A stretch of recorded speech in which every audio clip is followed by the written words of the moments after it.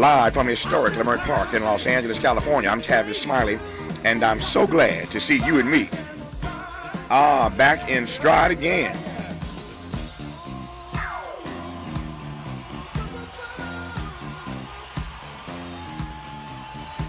Before we get started with today's show, let me invite you to follow me on Facebook and Instagram at The Real Tavis Smiley, and get updates on X, that's formerly Twitter, at Tavis Smiley. By the way, if you should miss any part of today's program or want to catch up on previous shows, you can always visit thetavisSmileyShow.com. That's thetavisSmileyShow.com, or wherever you get your podcast, and listen to the Tavis Smiley podcast version of this live program at your leisure. Another great show on tap for you today. In our second hour, two conversations. Up first, journalist Debbie Nathan on her latest essay, "You Should Stop Calling Immigrants Migrants."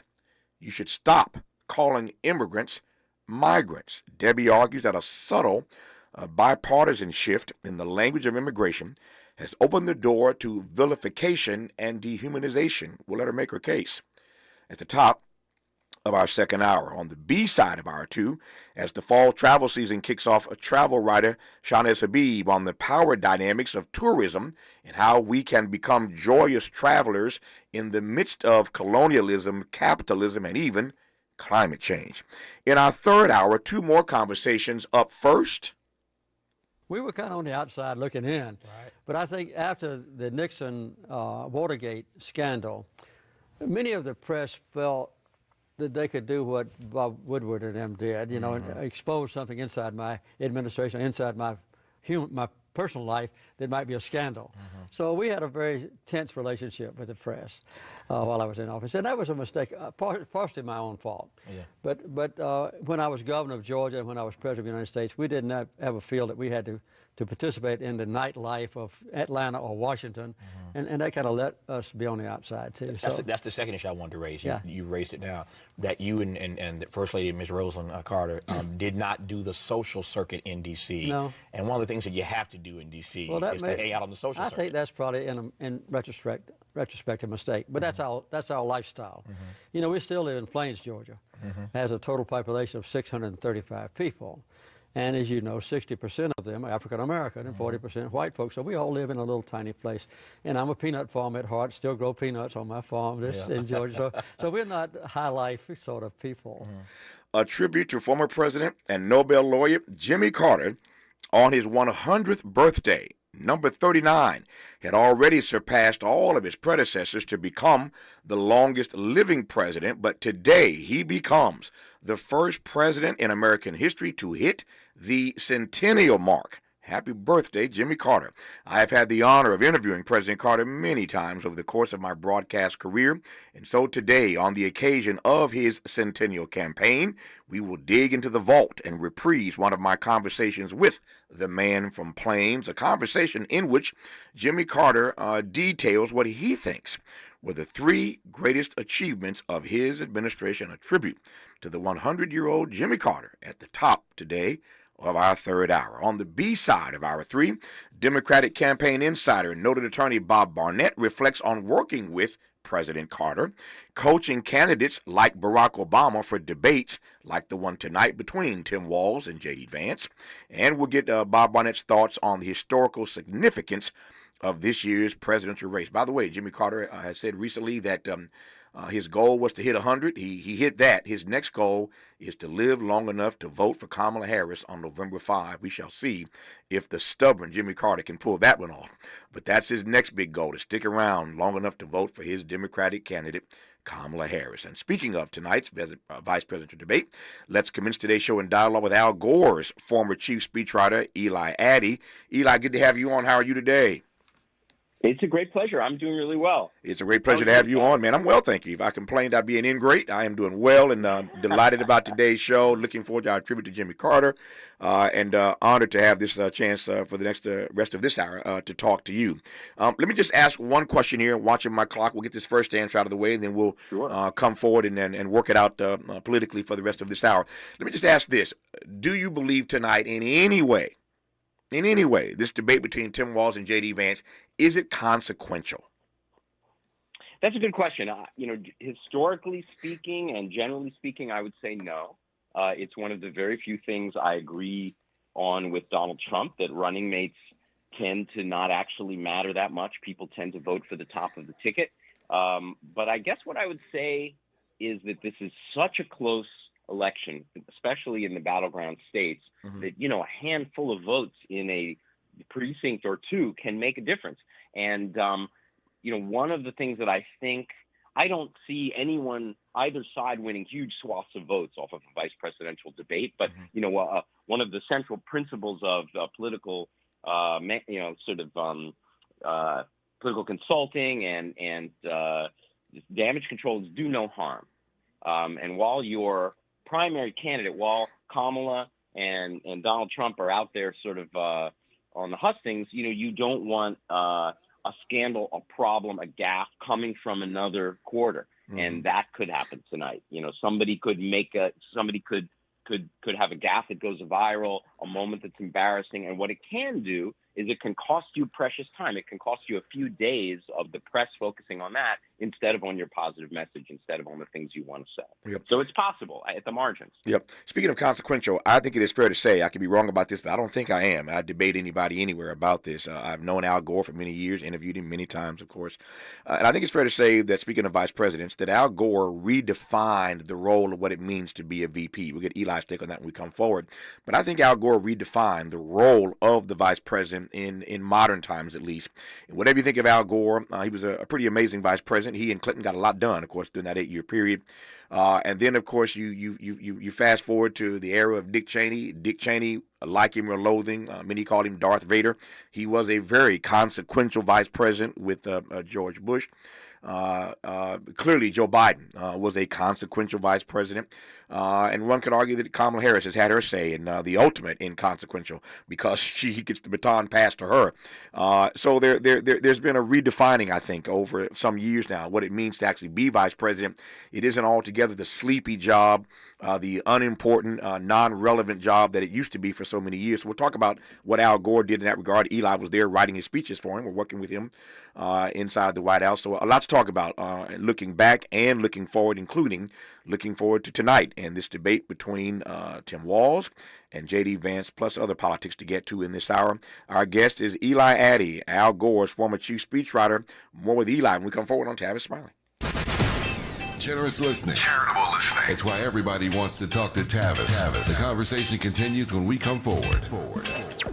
Make a move into a home of your own. With City National Bank's Ladder Up Home Loan Grant, you could receive up to $20,000 that you never need to pay back. Use it toward your down payment, save on closing costs, or to buy down your mortgage rate. Find out more at cnb.com/ladderuphome. City National, here for every stage of the journey. Property must be in a qualifying market in California, New York, or New Jersey. Additional terms and conditions apply. Not all applicants will qualify. Terms are subject to change without notice. City National Bank is an equal housing lender. Member FDIC. NMLS number 536994. Tavis Smiley's new book, The Covenant with Black America, 20 years later, is now on sale everywhere. This classic text shot to #1 on the New York Times bestsellers list almost 2 decades ago. If you have the original book, you will surely want to get this 20th anniversary edition with powerful new contributions from today's leading voices. This 20th anniversary edition presents a compelling blend of historical insights and contemporary urgency in this critical and unprecedented election year. Get your copy of The Covenant with Black America 20 years later today. You know where you want to go in life, and City National Bank can help. City National knows the dedication it takes to build your vision for the future into a reality, and our team is here for you. We have a wide range of options to help, from personal savings accounts to interest-bearing money market savings accounts and more, all designed to help you get where you want to go. City National, here for every stage of the journey. Learn more at cnb.com. City National Bank is a subsidiary of Royal Bank of Canada, member FDIC. My friends swim no matter the season, but my moderate to severe plaque psoriasis can sometimes take me out of the moment. Now, thanks to Skyrizi and clear skin, count me in. With Skyrizi, Risankizumab Riza, a prescription-only 150 milligram injection for adults who are candidates for systemic or phototherapy. 3 out of 4 people achieve 90% clear skin at 4 months.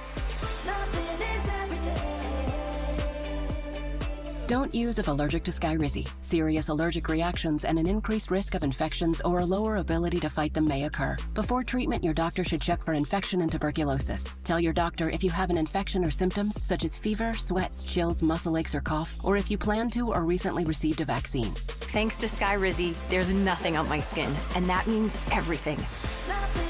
Ask your doctor today about Skyrizi, the #1 dermatologist-prescribed biologic in psoriasis, and visit skyrizi.com or call 1-866-SKYRIZI to learn more. Hey, John, why so glum? I just got let go. The company's downsizing. This is the third time in the last 2 years. I'm done with this. Have you thought about My Computer Career? I've heard they can train you for a career in IT in just a few months, including cybersecurity and the basics of AI. And you don't need prior training or experience. Now that's a recession-resistant career. Wow, thanks. I'll check them out. Go to mycomputercareer.edu and take the free career evaluation. mycomputercareer.edu. Financial aid is available for qualified students, including the GI Bill. Sometimes he fails at fitting in, but we're okay with that. You're inside the Tavis Smiley Show.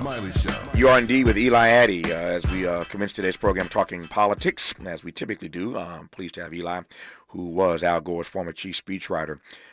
Tonight, of course, the big debate between Governor Tim Walz of Minnesota and J.D. Vance out of Ohio. The running mates, respectively, for Kamala Harris and Donald Trump. I asked Eli, in case you just tuned in moments ago, whether or not he thought this debate is consequential. Typically, no, but could be if something wild or crazy happens, and you never know what that might be. But what is certain to me, Eli, is that this is another opportunity, perhaps the greatest opportunity, even beyond those conventions in Milwaukee and Chicago, for these two persons to introduce themselves to the American public.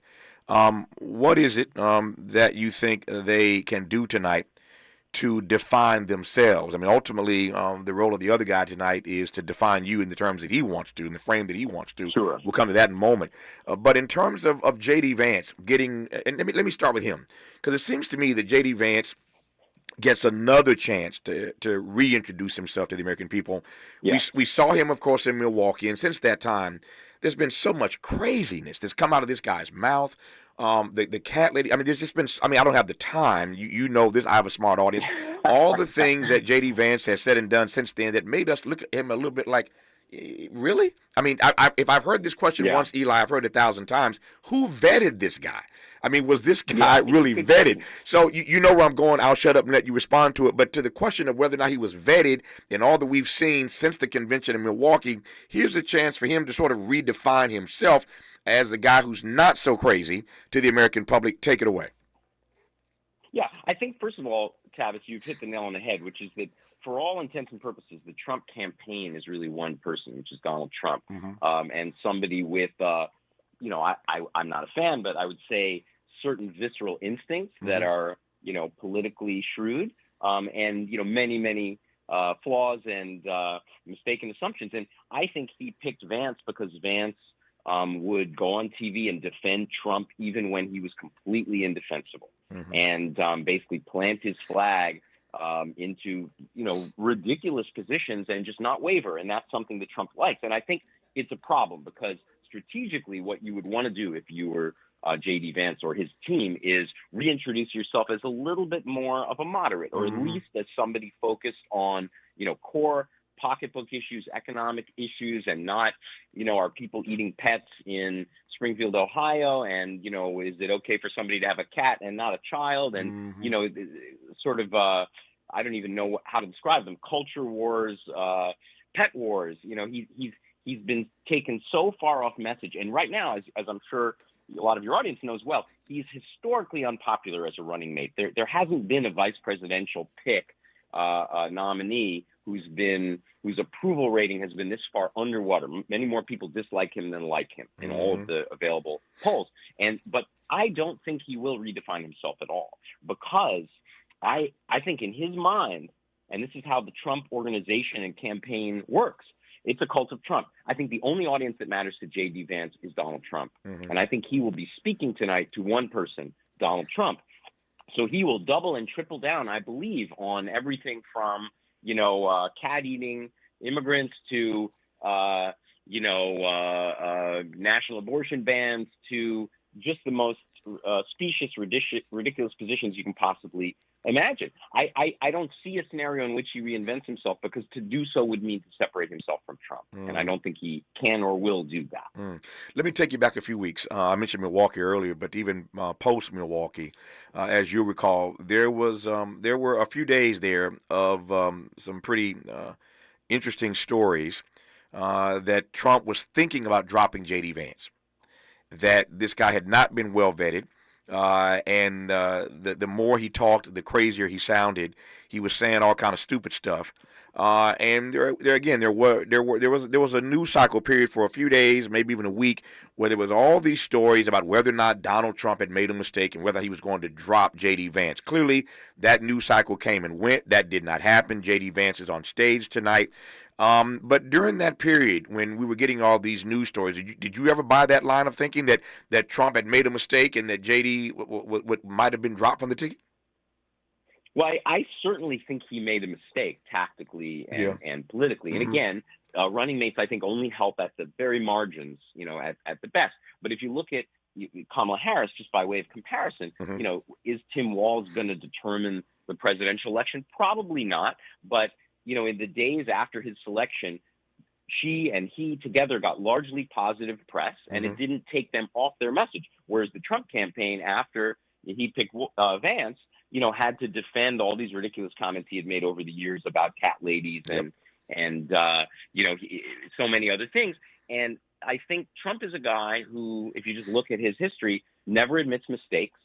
And he certainly dumps people and fires people all the time. He fired and trashed 2/3 of his own cabinet at different times. But I think he could have done it, but it would have been such an admission of failure. And especially after the convention, you'd be sticking someone, kind of on a podium who never really got an introduction. It might have been worth it. It might have actually been worth it, because I think Vance has not been a good running mate for him. He's put no positive points on the board for Trump, other than maybe to be so outrageous that he's distracted from some of Trump's own outrageousness. Well, the other issue that comes to mind, though, is that for a period there as well, I think it's sort of toned down of late, but there was a period there where Donald Trump was being pushed off the front pages. He was no longer the headline for two reasons. One, Kamala gets in the race and sucks all the oxygen out of the room, and Donald Trump is not used to not being the lead story. And J.D. Vance and all his outrageousness, again, was the story coming out of the Trump campaign, not Donald Trump himself. How do you think Trump processed that period where J.D. Vance was stealing all his thunder, as it were, getting all these headlines? Yeah, I think very poorly. And, when we went into this period where Trump, I think very unhelpfully to his own campaign, was questioning, the Vice President Harris's racial identity, I think, Trump will set his own hair on fire to just get people to focus on him, to get people to look at him. It's, I have a 2-year-old and a 4-year-old, and this is that level of behavior. It's just sort of look at me. You'll pour your food on top of your head, and if it gets people to look, you've succeeded. Of course, this is a different exercise, and you're actually trying to persuade people to trust you and to take a chance on your judgment. Yeah. So I think it's a super close race. It's a polarized country. It's a very inelastic electorate right now. Even what I think was Kamala's decisive 9-1 debate win only moved the needle of this election a tiny bit, I would say, in a lasting way. So which I find odd, and I think we're all sort of a little bit surprised by that. But every little bit counts, and I don't see. I could be wrong, but I don't see a scenario in which Vance, throughout the run of this campaign, puts any positive points on the board for Trump at all. He's just a drag. He's a slight drag. Before I ask my next Vance question and then pivot to Tim Walz, I want to just underscore for this audience, again, I said Eli earlier, I have a very, very bright audience all across the country, and they listen intently, as do I. And this is why Eli Addy was Al Gore's former chief speechwriter. Did you hear that phrase he just dropped? I love it. He called it an inelastic electorate. Only Eli Addy could drop that on you in a conversation. An inelastic electorate. That's a phrase for you. That's what gets you to be a chief speechwriter. When you can pull a phrase like that out of the air. And inelastic electorate, it's a great phrase. It is accurate, but that's why Eli is the man, and I'm pleased to have him on this program. You said earlier, no, it's a great line, man. And inelastic, I'll be using that for the next few days. I'll give you Eli. My rule is very simple. The first time I use it, I will give you attribution. I once heard Eli Addy say, an inelastic electorate. That's the first time I used it. I give you attribution. The second time, it's something like, I heard somebody once say, and the third time, and the third time I use it, as I always say, it's an inelastic electorate. So you get attribution the first time, and then on Monday, exactly, I will say, as Tavis Smiley likes to say. So the wheel will have come half circle. I love it, Eli. I love it. It's a great phrase, inelastic electorate. So you said earlier, and you're right, that J.D. Vance is certainly in contemporary times the most unpopular running mate than any any major candidate rather has ever selected. No question about that. The numbers tell the story. So my question is, before I move on to Tim Walz, my question finally on J.D. Vance is this: whether or not there's nothing he can do tonight. I asked you earlier, was it consequential? Is there nothing that J.D. Vance can, or put another way, will do tonight to give himself a bump, as it were, and move those negative numbers even just a little bit? There is actually, and I think there may even be a way to do it that doesn't, make Trump's hair turn, an even brighter shade of orange, which is, he could focus relentlessly on the economy, on inflation, and on, people's dissatisfaction with pocketbook issues under Biden and Harris. I think that there's two pitfalls there. One is that it appears that the economy is improving, notwithstanding the dock workers' strike that was announced late last night. That could be an unfortunate wrinkle in this. But, people's own perceptions of the economy, consumer confidence, as inflation starts to cool, all of that is improving. So if they paint a dark vision of that, how effective will that be? But I would argue still somewhat effective. The problem is this, which is unless Walz didn't watch Harris's debate performance, her unbelievably masterful debate performance, I think he's going to try to bait Vance by basically attacking Trump on all these weird side issues, pet eating and, convictions and all these other things. And with the constituency of one, with the audience of Donald Trump being foremost in Vance's mind, because if you want to get dumped from the ticket, even in November, all you have to do is cross Donald Trump in Trump world. So I think Vance will be obliged to defend Trump on all those crazy issues, even though it's indefensible and even though it takes time away from a core economic message that could actually be a winning message for Vance. So my guess, my prediction, and I could be wrong, I hope I'm not wrong, is that he will pass up the opportunity to really redefine himself as relentlessly focused on kitchen table issues that affect real people's lives. And he will be dragged down every rabbit hole.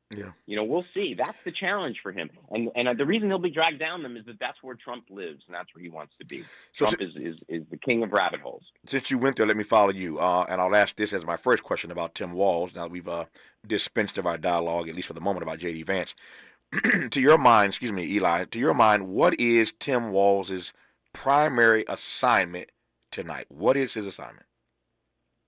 Well, I think it's to be, to come across as moderate, mainstream, reasonable enough that it helps to paint the Harris-Walz ticket as focused on kitchen table pocketbook issues and as not radical and Marxist and crazy, as Trump describes them. I think if you watch this performance and you think, well, he's a reasonable down the middle guy. I like him. He understands people like me. He understands people who don't have yachts the size of small cities. You know what I mean? I think that's helpful because,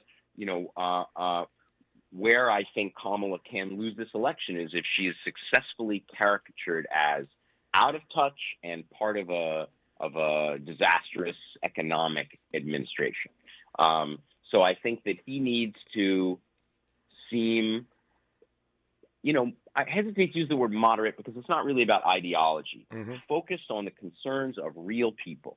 You know what I mean? They want to paint a cartoon of Tim Walz that he's giving out tampons in boys' bathrooms at public schools all over Minnesota, which is, of course, a lie and not an accurate description of his program there. There was, they never did that. But if he can just seem like a guy who understands real people, real working people in this country and speaks to them, then I think he will have done a lot. Now, there's secondary things he can do. Just introduce himself, tell his own story, which is an incredible, compelling story. And I think hit hard at Trump more than Vance even, and advance, and just basically show that the other side is the side that's kind of extreme, that's out of touch, and they have a record to show it. Yeah. But if people just sort of say he gets me, he gets people like me. Yeah.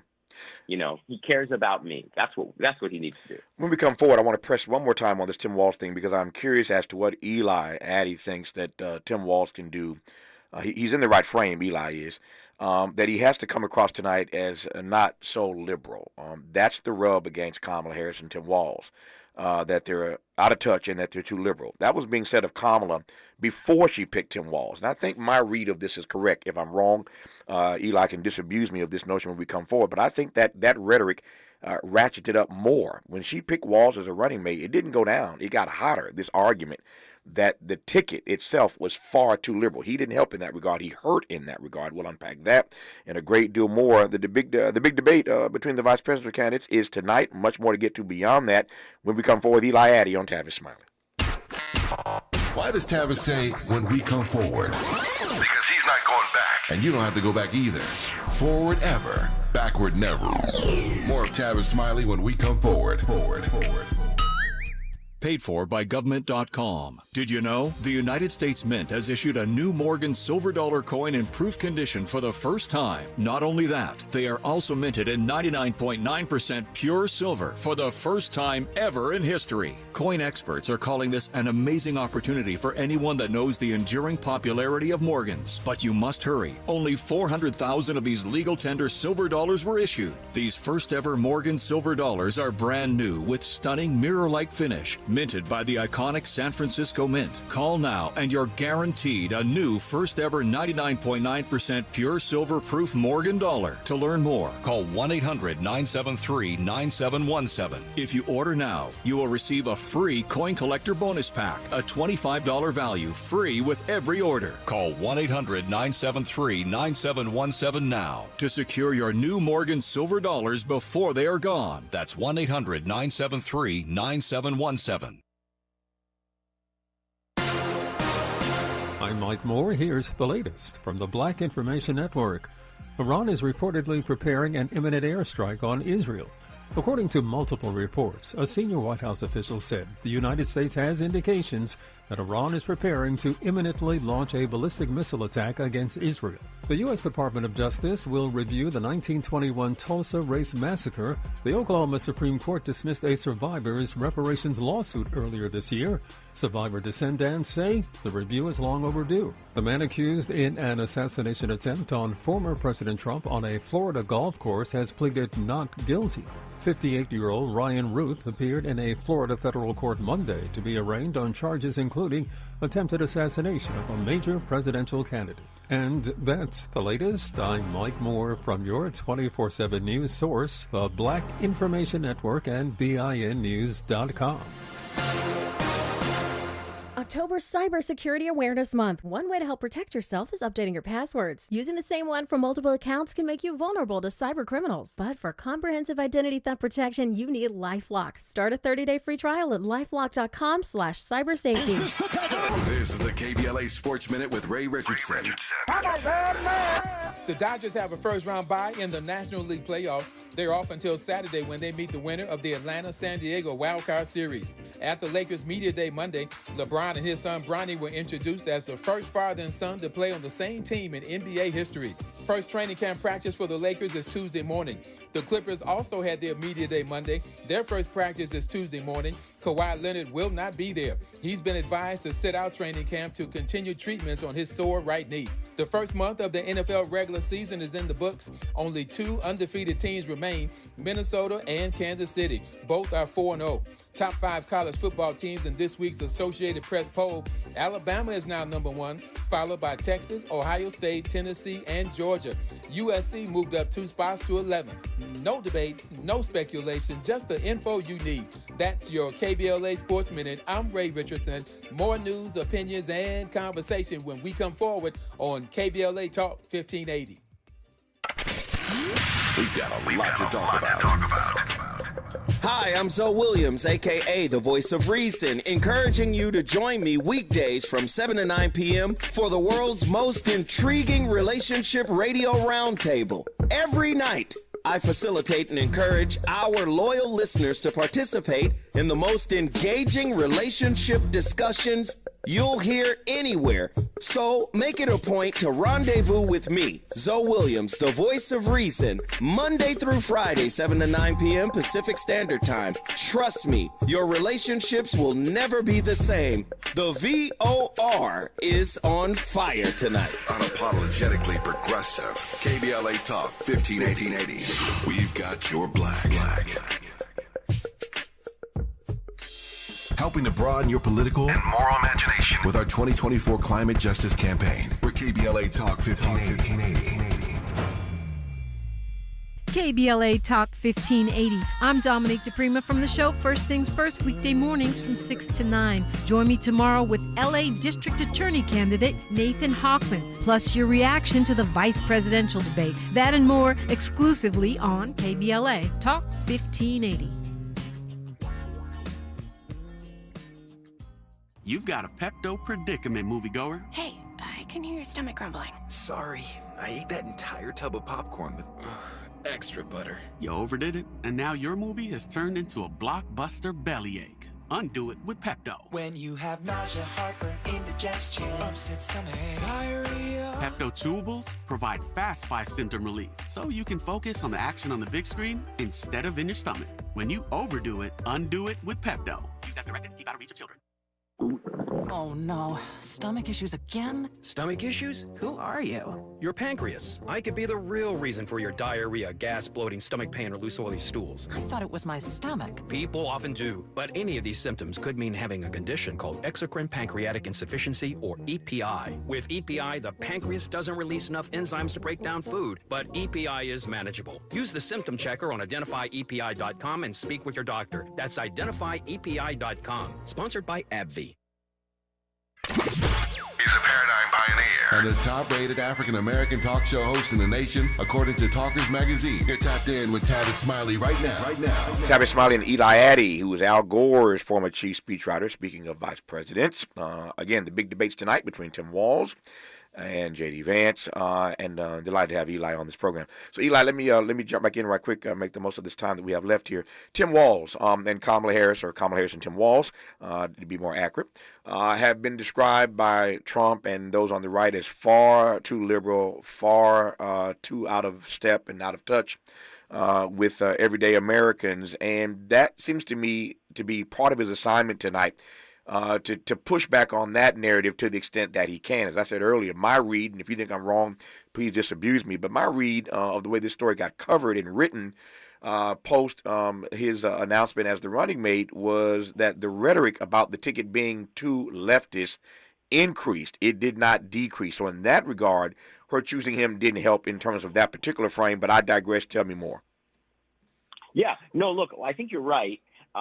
What I think happened, though, is that, Walz, who has been, I think, a fairly progressive governor, but a broadly popular governor in Minnesota, I think that, Harris took over from Biden, and Democratic voters all over the country were sort of elated because a lot of people believed Biden, was just past his prime. And then Walz was picked, and it was a very exciting, energizing ticket for the Democratic Party, certainly, and starting to have these huge rallies. And so I think what happened was, the right, the Republican Party, the Trump campaign, Trump and Vance just started throwing a lot of invective at them, which included, radical, communist, Marxist, fascist, too liberal. And I don't know that it's really sticking in any meaningful way. I mean, you see it on Fox News, sure. But I would almost argue that because of the Trump years and because of the pandemic also, where everybody was in favor of massive government spending to get us out of a giant crisis, that the old liberal conservative frame is sort of decaying. I mean, Donald Trump is basically saying he will fund IVF for everybody in the country, which would probably be, $1 trillion. I think it's more in touch, out of touch, future, past, change versus more of the same. And I think that the right and Trump and Vance are throwing these kind of liberal, this liberal invective at the Harris-Walz ticket, and looking for examples in Walz's governorship, and as they kind of caricatured this bill that they said would put tampon machines in boys' bathrooms in schools in Minnesota. It didn't do that at all. I don't think there's a single boys' room in Minnesota that has tampons in it. It just was, it was a lie, basically, a distortion. And so, the interesting thing is I think Walz can be what we would perceive as quite liberal in a debate and talk about things like a woman's right to choose and talk about things like childcare and the need to fund better childcare all across the country and connect with the undecided voters, the wavering voters that they need in this election by simply seeming like they're in touch with real people's lives, like they care about real people's lives, and that their administration will be the future and not the past, where a lot of these people felt left behind, left out, not cared for, by the people in power. Yep. So I actually think Walz doesn't have to. Sure, he'll try to come across as, I'm a military man and I know how to use a gun and I'm not a radical, sandals and beads wearing, communist. But I think 2 sentences out of his mouth, look at the guy. I mean, he doesn't look like that. He doesn't talk like that. He's a plain speaking, Midwestern guy. But I think the challenge is to show he cares about the people who will determine this election. And also that this is the time to turn the page. Yeah. And that Vance represents an administration that kind of had its chance, and maybe people are forgetting some of the violence and chaos and, quite frankly, racism and sexism and, just anger and rage that kind of enveloped the country in those years. You raised this issue earlier, and I want to come back to it because I think there's much more here than meets the eye, depending on how long this thing lasts and the impact that it has. But you mentioned the dock workers' strike. For those who don't know, a port strike has been called in the East and on the Gulf Coast as cargo facility dock workers have walked off and are now on the picket line. Here's my read of this, that this picket line strike by these dock workers is historic in terms of the timing, for sure. And this strike could certainly impact prices. We all recall back to the pandemic when everybody was complaining about the supply chain and that not enough product was getting on the shelves of these stores. And when it did get there, it took forever to get there. Well, now you have these dock workers going on strike at this very propitious time, 6 weeks away from Election Day. Say nothing of the fact that this dock workers strike could spike inflation. Experts are split on that, but there's clearly going to be an impact born of this dock workers strike. I've said many times, you know this as well or better than I do, Eli, that in a campaign, 6 weeks is a lifetime. It is an eternity. Yeah. Any number of things can happen that impact the ultimate outcome of the election. Here's one of those things. We could talk about on the international front, whether or not the Middle East completely blows up. That would have an impact on this election. But domestically, this dock workers strike, if it has legs, if it lasts for a while, President Biden, at least the last I read, said he was keeping his hands off. He wasn't getting directly involved. That's the last I read. I could be wrong about the most recent news. My point is that this issue is not really in the background of tonight's debate. It's really in the front. It's front of mind for many of us who care, as you said, about seeing a campaign with candidates who care about the issues that matter to everyday people. This issue is going to impact everyday people if it goes on for a number of days or weeks, Eli. I digress.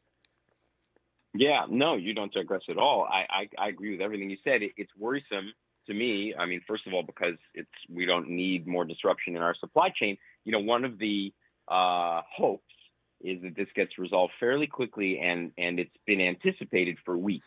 So actually, shippers have been stocking up on things and rerouting certain shipments to make sure there was extra supply. But you can't do that with fruits and vegetables. You can't do that with perishable goods. And those are things we all need in our daily lives. And we certainly could see shortages, price spikes, and, 6 weeks is enough time, in a razor thin election, in a sort of this kind of a wire tight race, any little ripple through the economy, through people's That's right. perceptions of the economy. That's right. And the thing that worries me also is that we've read so much in the last couple of years about like the sort of vibe economy. Mm-hmm. People's perceptions of things are not always completely synced up with how things are.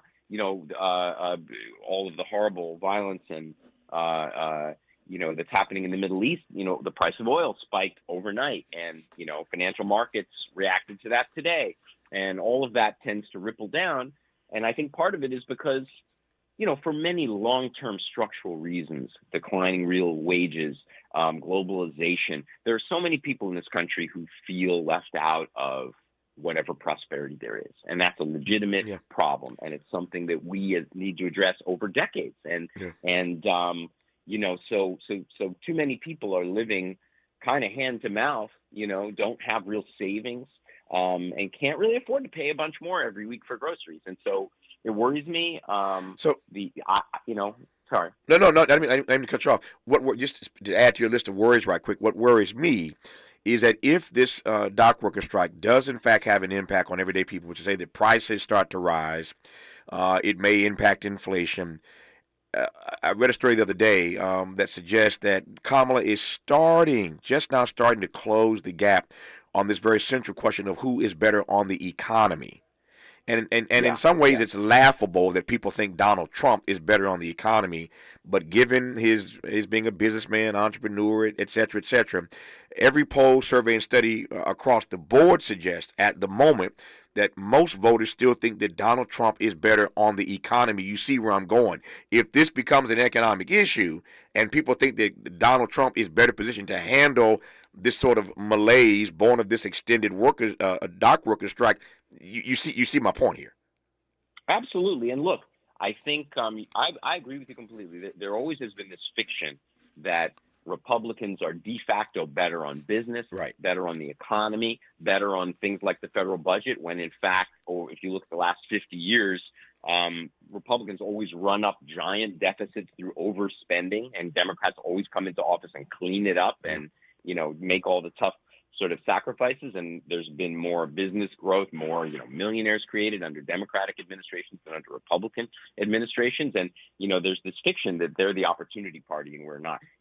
Biden, before he dropped out of the race, was, I think, 15 points behind Trump in some polling average that I saw on handling of the economy. That's correct. I saw a few days ago that Kamala was something like 6 points behind, which is a hugely significant difference. And if she doesn't need to beat him. She doesn't even need to tie him. Yeah. If she can keep it at a small deficit, but run up those numbers on other issues, like a woman's right to choose, where she's beating him by 97 points, then she wins the election. No, I think the economy, though. The economy is going to become perhaps a even more important issue between now and November, and we shall see. When we come forward, we'll talk with Eli about the vice president, given the big debate tonight, and what Al Gore did. He was Al Gore's chief speechwriter to redefine the role of the vice president. You're listening, and I'm glad about it, to Tavis Smiley. Hope, agency, dignity. This is Tavis Smiley. So you may have heard of Project 2025, a plan crafted by Trump and his MAGA loyalists to give Trump virtually unchecked political power and take Black America backwards. Here's how. Project 2025 strips away our voting rights protections, and it eliminates the Department of Education. It would siphon public school funding to private schools, leaving our kids behind. Planning on going to college? Good luck paying for it. Project 2025 cuts funding for federal student loans. Trump's Project 2025 would also make states monitor women's pregnancies, and it bans abortion. Project 2025 would also gut Obamacare, ripping away health care from millions. Simply put, Trump's Project 2025 would be devastating to Black America. But we can stop it by voting for Kamala Harris for president, because we are not going back. I'm Kamala Harris, candidate for president, and I approve this message. Paid for by Harris for president. King C. Gillette knows you're dedicated to your barbershop routine. But what about after? What's your routine for facial hair to avoid dry skin, itching, and beard rough? Well, the King C. Gillette Beard Oil is a perfect fit for making your beard feel as good as it looks. It softens your facial hair and moisturizes to help prevent itch due to dry skin. Get facial hair that feels as good as it looks. Just trim, wash, and soften. With King C. Gillette. We asked seniors how to prevent Medicare scams. My best advice, if you get a phone call, do not talk to the person. These people are well trained. Don't talk to them. They don't know me. They're just trying to scam me. Don't be fooled. Hang up. Just hang up. Never give out your Medicare number. They're going to get your number to put in a false claim. If I get a call from someone, I don't pick up the phone. And should I pick up the phone and they ask for information, then I hang up. How do you detect Medicare fraud? Just like I check my credit card statements, I check my Medicare statements monthly. Scammers can get a hold of your number, order medical devices through your account, and you're not even going to know about it if you don't look at your statement. Check your statement every month. If you get your statement and you see something that you know you did not have done, you report it. Call your senior Medicare Patrol. To report Medicare fraud, call the Senior Medicare Patrol at 855-613-7080. Eggs are a staple in our diets, and there's only one egg with more delicious farm fresh taste plus superior nutrition. Eggland's Best. With more vitamins, including 6 times more vitamin D and 10 times more vitamin E, plus 25% less saturated fat than ordinary eggs. Available in so many delicious varieties. Classic, cage-free, and organic. Eggland's Best. Better taste, better nutrition, better eggs. Freedom is an endless meeting. So let's get back to it with Tavis Smiley. Tavis Smiley and Eli Addy, Al Gore's former chief speechwriter. So after this debate tonight, we've got a number of weeks between now and November the 5th, but at some point, one of these guys, Tim Walz or J.D. Vance, will be the next vice president of these United States. Talk to me, Eli, about the ways in which you see, the ways in which you believe that Al Gore redefined the role of the VP. Yeah, well, Tavis, I do think he did, and Al Gore liked to joke around a lot about the vice presidency, as you will recall, and he liked to tell the story of the two brothers. Yep. One of whom went out to sea, and the other became vice president, and neither was ever heard from again. And for most of American history, that's how it was. Yeah. We tend to forget that now. That when Lyndon Johnson was vice president, his office was in another building. It was on Capitol Hill. That's right. His office. Yeah. And, he had to, it was a car ride to get to the West Wing of the White House. And, Gore wasn't the first vice president to have an office in the West Wing. I believe that was Walter Mondale. But he and Bill Clinton were peers. They were kind of Southern progressives of the same generation, and they spoke the same language. And, Clinton let him have an office in the West Wing and, carte blanche in every policy meeting, really. And what he did is he carved out roles for himself, some of which were public, but many of which were not that public, on foreign policy, on reinventing government, on environmental issues, on arms control, where he did a lot of things that were never even written or talked about, but where he really helped to govern. And when I was working for him, I worked for him for almost 5 years in the White House and on the campaign trail when he ran for president. He'd spend half his day in the Oval Office and huddled with Clinton's policy advisors, and until he really was campaigning full time for his own, term, which tragically, sadly, he was denied. But he was really a governing partner. And the interesting thing about that is that it didn't necessarily establish a template for future vice presidents, because everything you do as vice president is at the whim of the president. There is no portfolio. Yeah. You're a heartbeat away from the guy. And so it's all conferred at the president's whim. Yeah. And, you referred to Dick Cheney earlier, like Dick Cheney actually kind of was the president for a period because, W was so sort of absent in the job. And I think W grew to resent him. And my understanding is their relationship now is not a good one. Yeah. But anybody who comes into the job, Walz or, Vance, God forbid, these guys could, if I were Trump, I would give Vance an office 10 miles away. Yeah. I hope it doesn't even come to that where we get to find out. But it's about, and what I see between Walz and Harris, at least, is I see a synchronicity. I see them connecting and bonding on the stump. It's been, a short time that they've probably really known each other in any appreciable way. But that's what you want. You want somebody who will be your partner, who will have your back, who will be the person in meetings, first in, last out. Nope, there's a difference between being a subordinate and being a partner, and I take your point about the distinction between those two terms. When we come forward in our remaining moments with Eli, Eli worked for a vice president who tried to become president. It didn't quite happen, Al Gore. There's another vice president running for president right now, and we will see if it happens. But there's one particular potentially tragic similarity I see between these two vice presidents, Al Gore and Kamala Harris. I'll share that and get Eli's take when we come forward on Tavis Smiley. What's your quarrel with the world? You're listening to Tavis Smiley. If you're like me, 60 and retired, making ends meet, especially here at the supermarket and drugstore, is tough. I'm so blessed to have found benefitscheckup.org. It's a free and confidential website from the National Council on Aging that connected me to $1,200 a year in programs that help pay for food, medicine, utilities, and more. Maybe it can help you. benefitscheckup.org.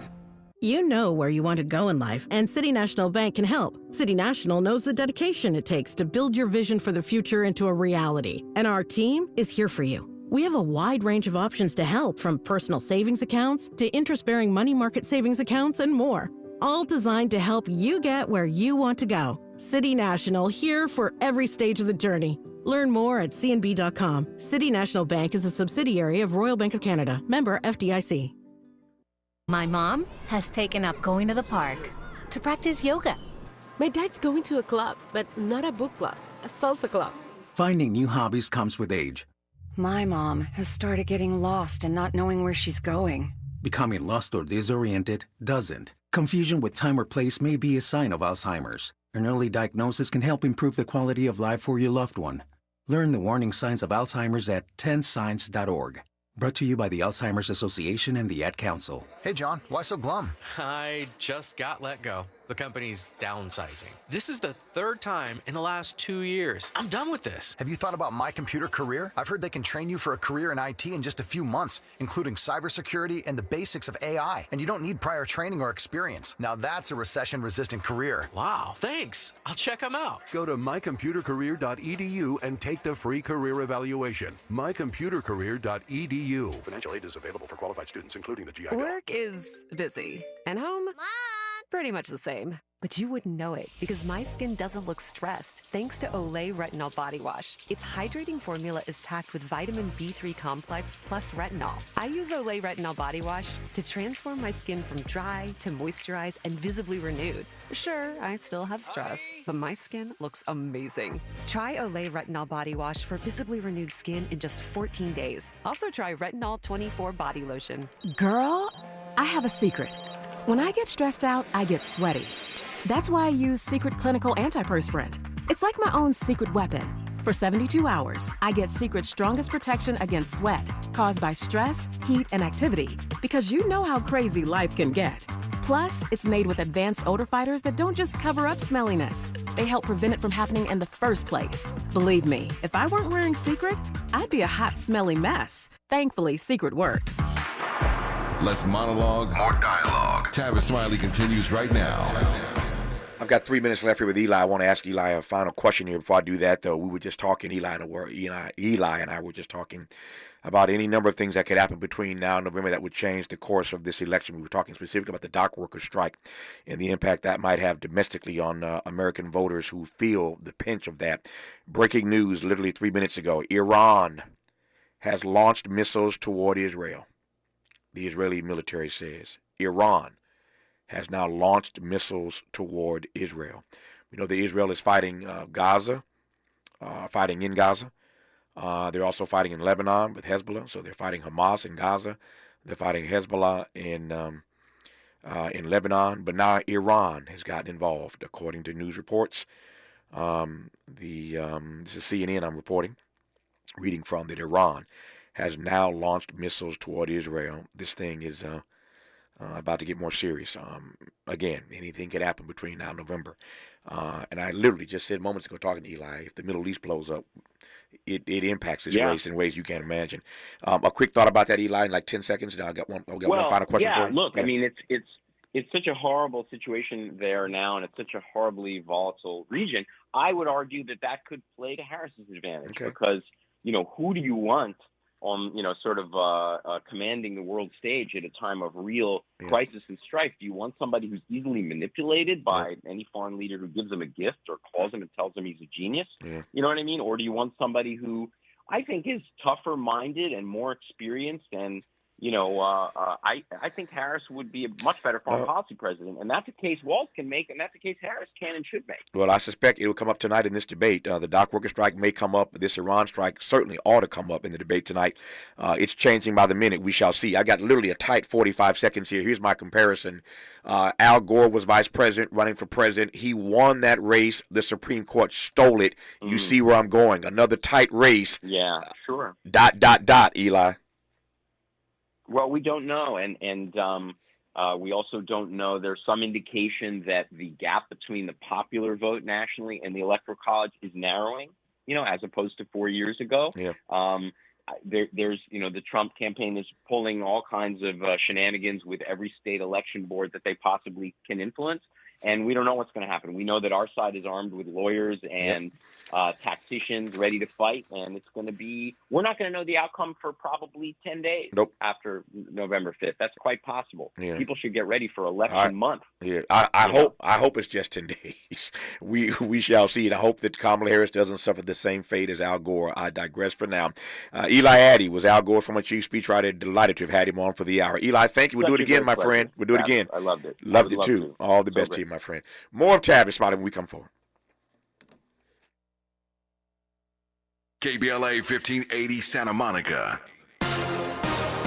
I'm Mike Moore. Here's the latest from the Black Information Network. Iran is reportedly preparing an imminent airstrike on Israel. According to multiple reports, a senior White House official said the United States has indications that Iran is preparing to imminently launch a ballistic missile attack against Israel. The U.S. Department of Justice will review the 1921 Tulsa race massacre. The Oklahoma Supreme Court dismissed a survivor's reparations lawsuit earlier this year. Survivor descendants say the review is long overdue. The man accused in an assassination attempt on former President Trump on a Florida golf course has pleaded not guilty. 58-year-old Ryan Ruth appeared in a Florida federal court Monday to be arraigned on charges including attempted assassination of a major presidential candidate. And that's the latest. I'm Mike Moore from your 24/7 news source, the Black National League playoffs. They're off until Saturday when they meet the winner of the Atlanta-San Diego Wildcard Series. At the Lakers Media Day Monday, LeBron and his son Bronny